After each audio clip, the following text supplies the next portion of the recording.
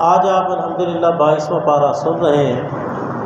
22ویں پارے میں رسول اللہ صلی اللہ علیہ وسلم کا جو گھر کا ماحول تھا اس کو خاص طور پر بیان کیا گیا۔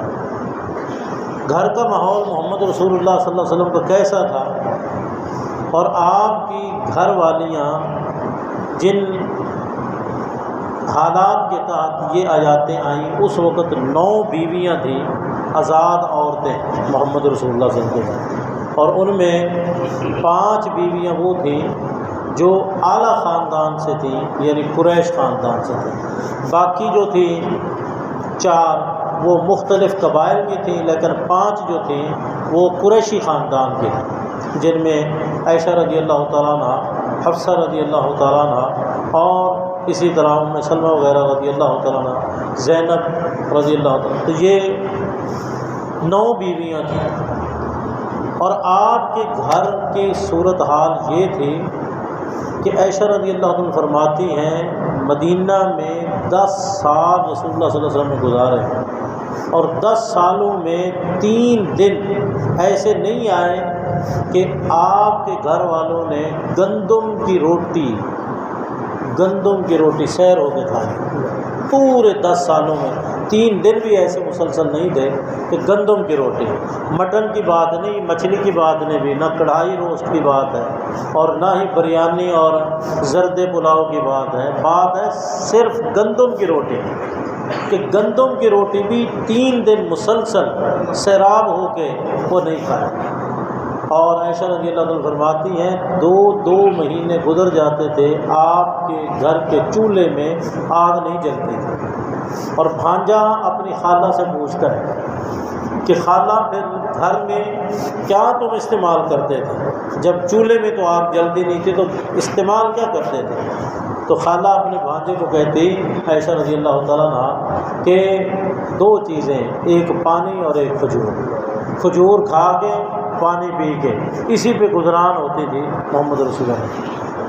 اچھا، یہ آپ سمجھ لیں کہ ابتدائی جو سال تھے ان میں تو واقعی فراوانی نہیں تھی، لیکن بعد میں غزوات کے نتیجے میں بیت المال کے اندر فراوانی تھی، اور بیت المال کا جو کچھ بھی تھا اس میں خمس محمد رسول اللہ صلی اللہ علیہ وسلم کا استحقاق، وَاعْلَمُوا أَنَّمَا غَنِمْتُم مِّن شَيْءٍ فَأَنَّ لِلَّهِ خُمُسَهُ وَلِلرَّسُولِ، تو خمس تو رسول اللہ صلی اللہ علیہ وسلم کا استحقاق تھا، یعنی خمس اگر آپ اپنے گھر میں استعمال کرنا چاہتے تو اللہ کی طرف سے بھی جاتے، تو اس کا مطلب ہے آپ اپنے گھر میں استعمال نہیں کرتے تھے، بلکہ وہ خمس بھی وہ مستحق لوگوں میں بانٹ دیتے تھے، اپنے گھر میں نہیں استعمال کرتے تھے۔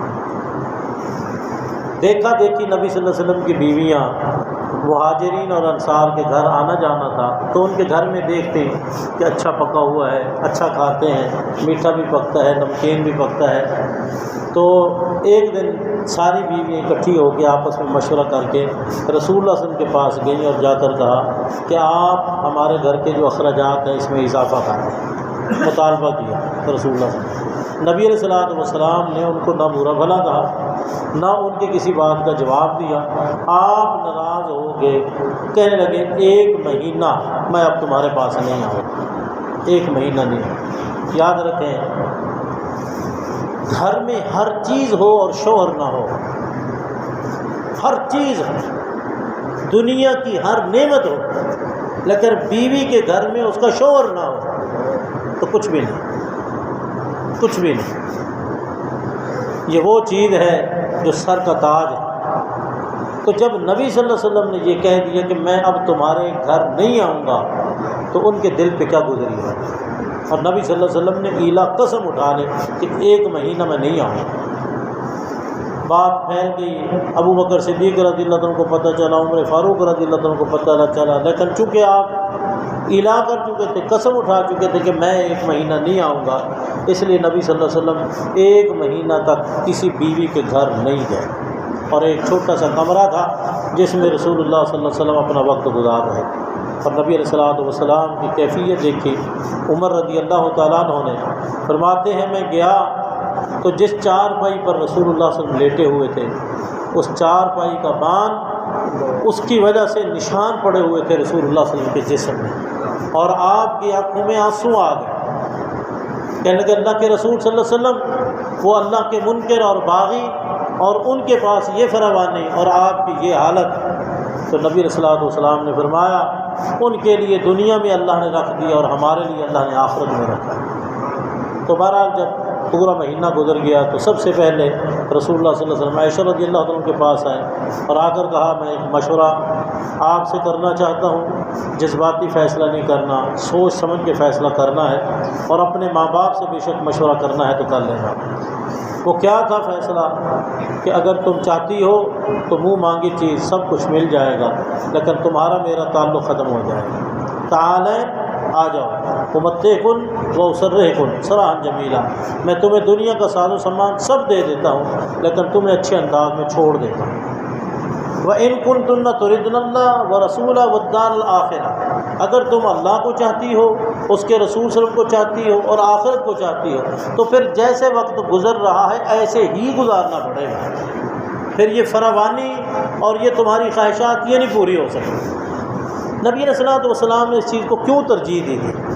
وجہ کیا ہے؟ حالانکہ فراوانی تو آ چکی تھی، کیوں ترجیح دی تھی؟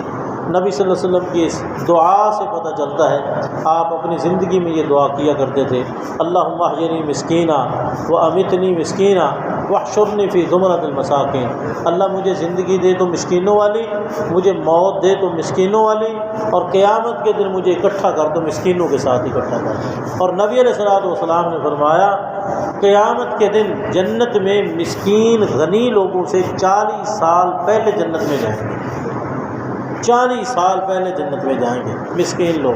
مسکین کون ہے؟ جس کی آمدنی سے اس کے جائز اخراجات پورے نہیں ہوتے، یعنی کہ مستقبل کے حوالے سے کوئی بڑے بڑے منصوبے نہیں، جو جائز آمدنی سے جائز اس کی ضرورت وہ پوری نہیں ہوتی۔ یہ مکان یہ انسان کی جائز ضرورت ہے، سواری یہ انسان کی جائز ضرورت ہے، یہ نہیں ہے کہ یہ مکان اور سواری یہ ضرورت نہیں ہے، یہ جائز ضرورت ہے۔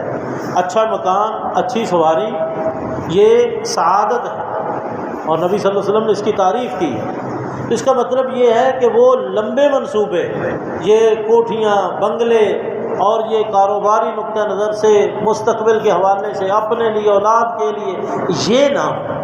تو آپ نے فرمایا اللہ مجھے مسکینوں والی زندگی دے، اسی لیے آپ نے کبھی بھی دنیا کی دولت کو ترجیح نہیں دی۔ تو نبی صلی اللہ علیہ وسلم جب یہ بات کی تو عائشہ رضی اللہ عنہ نے کہا اللہ کے رسول صلی اللہ علیہ وسلم میں اس بارے میں اپنے ماں باپ سے مشورہ کروں؟ میں اللہ کو چنتی ہوں، اس کے رسول صلی اللہ علیہ وسلم کو چنتی ہوں اور دار آخرت کو چنتی ہوں۔ اور کہنے لگے کہ میری یہ بات کسی کو بتانا نہیں۔ کیوں کہہ رہی تھی؟ کہ شاید کسی کی اس بہانے چھٹی ہو جائے، چلو کچھ تو تھوڑی ہو جائیں گے۔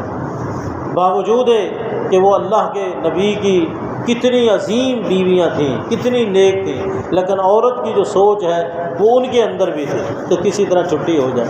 آپ نے آگے سے کہا کہ دیکھو عائشہ خود کسی کو بتاؤں گا نہیں، اگر کسی نے پوچھ لیا تو چھپاؤں گا نہیں، خود نہیں بتاؤں گا، لیکن پوچھا تو پھر نہیں چھپاؤں گا۔ اور ہر ایک نے پوچھا تو یہی پوچھا کہ عائشہ کا فیصلہ کیا ہے رضی اللہ عنہ، اور نبی سے فرمایا اس نے تو اللہ اور اس کے رسول اور دار آخرت، انہوں نے کہا ہم بھی یہی چنتے ہیں۔ محترم ساتھیو، جب انہوں نے ان 3 چیزوں کو چنا اللہ نے پھر ان کو 3 انعام دیے۔ جب انہوں نے اللہ کو چنا، آخرت کو چنا، رسول اللہ کو چنا، تو اللہ نے 3 انعام دیے۔ ایک انعام یہ دے دیا وازواج امہات، یہ آپ کی جو بیویاں ہیں یہ سارے مومنین کی مائیں ہیں۔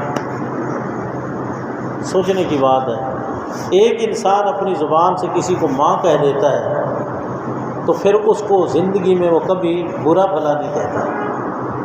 حقیقی ماں کو تو کہتا ہی نہیں ہے نا، لیکن جس کو زبان سے کہہ دے کہ تو بھی میری ماں ہے تو اس کو بھی برا بھلا نہیں کہتا، اور جس کو اللہ نے سب کی ماں کہا ہے اس کو جو برا بھلا کہے وہ مومن نہیں ہو سکتا، کیونکہ اللہ پاک نے کہا ہے یہ مومنین کی مائیں ہیں۔ تو جو مومن ہوگا وہ اپنی ماں کو کچھ نہیں کہے گا، اور جو مومن نہیں ہوگا وہ اپنی ماں کے متعلق پھر نازیبا الفاظ بولے گا۔ بس اسی سے پتہ چل جائے گا کہ مومن کون ہے اور مومن کون نہیں ہے۔ جو ساری کی ساری ازواج مطہرات کو ماں ہی سمجھتے ہیں اور ماں کی طرح عزت اور احترام کرتے ہیں وہ مومن ہیں، اور جو ان کو ماں کی طرح نہیں سمجھتے، نہ زیبا الفاظ استعمال کرتے ہیں، وہ مومن نہیں ہے۔ اللہ کا قرآن نے فیصلہ کر دیا۔ اور دوسرا اللہ نے یہ اعزاز دے دیا کہ لستن کا احد من النساء ان اتقیتن، ان جیسی عورتیں اب ہو ہی نہیں سکتی، ان جیسا جو مقام ہے وہ کسی کو مل ہی نہیں سکتا۔ اور تیسرا اعزاز اللہ نے یہ دیا، ایک وقت تھا اللہ پاک نے اختیار دے دیا تھا آپ کو، جس کو چاہو رکھو، جس کو چاہو چھٹی کا، یہ اختیار دے دیا۔ ترجی من تشاء منہن و توبی، جس کو چاہو رکھو، جس کو چاہو۔ اور ایک بیوی نے تو یہ بھی کہہ دیا تھا کہ اللہ آپ کی خواہش کے مطابق ہی فیصلے کر دیتا ہے، آپ جو چاہتے ہیں اللہ ویسے ہی کر دیتا ہے۔ تو لیکن اس کے بعد اللہ پاک نے پھر یہ اعلان کر دیا لا یحل لک النساء من بعد، آج کے بعد ان میں سے نہ کسی کو آپ چھوڑ سکتے ہیں، نہ اس کے بجائے کسی اور کو لا سکتے ہیں، بس یہ جو اللہ نے آپ کی بیویاں بنا دی ہیں اب آپ کا یہ اختیار کیا ختم ہو گیا۔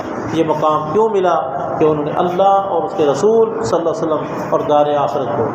آج میری مائیں، بہنیں، بیٹیاں اپنے اپنے گھروں کے اندر تین چیزوں کو خاص طور پر مد نظر رکھیں، تین چیزوں کو۔ نمبر ایک، ساری زندگی گزار دیں صابرہ شاکرہ بن کے، صابرہ شاکرہ بن کے۔ اور دوسرا، ساری زندگی کوشش کریں اللہ اور اس کے رسول صلی اللہ علیہ وسلم کے احکام کو مد نظر رکھ کر زندگی گزاریں۔ اور تیسری چیز یہ ہے کہ کبھی بھی زندگی میں دنیاوی مال و متاع کو ترجیح نہ دیں، بلکہ اس کے مقابلے میں آخرت کو کیا ترجیح دیں۔ یہ چیز اگر انسان کے اندر پیدا ہو جائے تو پھر دنیا اور آخرت کی سعادت اس کے لیے ہوگی۔ اللہ ہم سب کو قرآن و سنت کے مطابق زندگی گزارنے کی توفیق عطا فرمائے۔